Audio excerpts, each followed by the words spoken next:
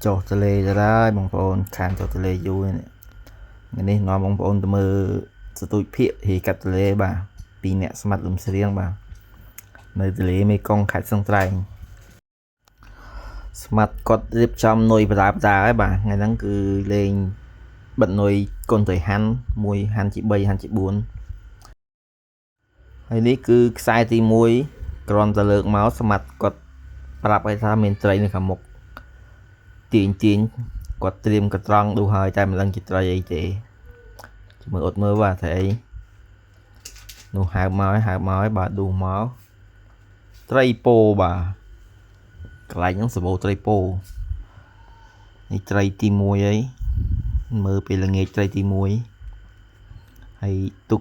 ជាប់ហ្នឹងគឺស្មាត់ស្រុនគាត់មើលឲ្យពីខ្សែបាទកូនត្រីទីតូចទេហើយ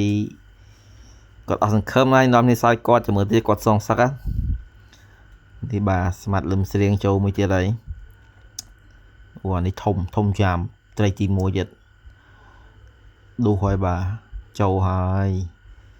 នេះគឺត្រីពោទៅហើយអាមួយនេះធំ1គីឡូជាង7គីឡូត្រីនេះមើលទៅបាទនេះដល់វេនស្មាត់ស្រុនសងសឹកហើយបាទមិនសោយគាត់ទេ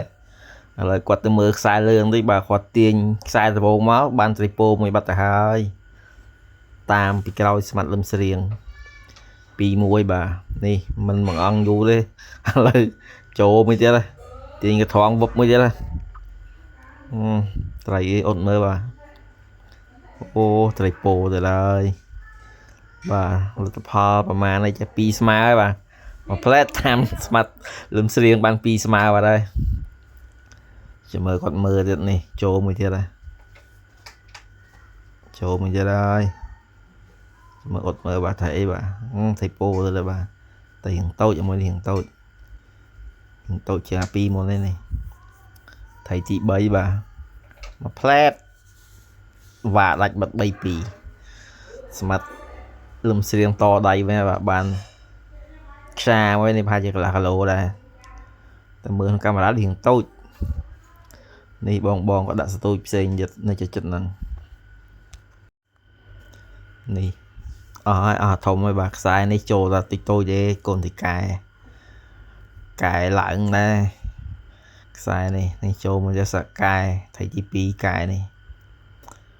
កូនទីកែប្រហែលជាឡើងត្រីកែឡើងមកទៅរត់ដងអត់បែរបានទៅបានយ៉ាងហ្នឹងនេះទីជ្វៀតមើលទីជ្វៀតធំ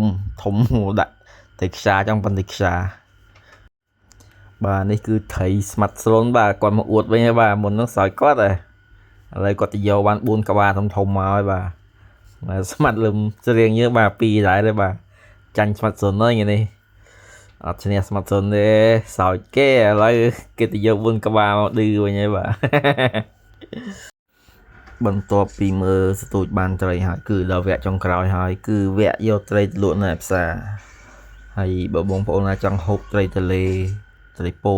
ទន្លេខេត្តស្ទឹងត្រែងយ៉ាងហ្នឹងអាចតាក់ទងទៅពួកគាត់បានចាំ comment មកខ្ញុំតម្លាក់លេខពួកគាត់ឲ្យ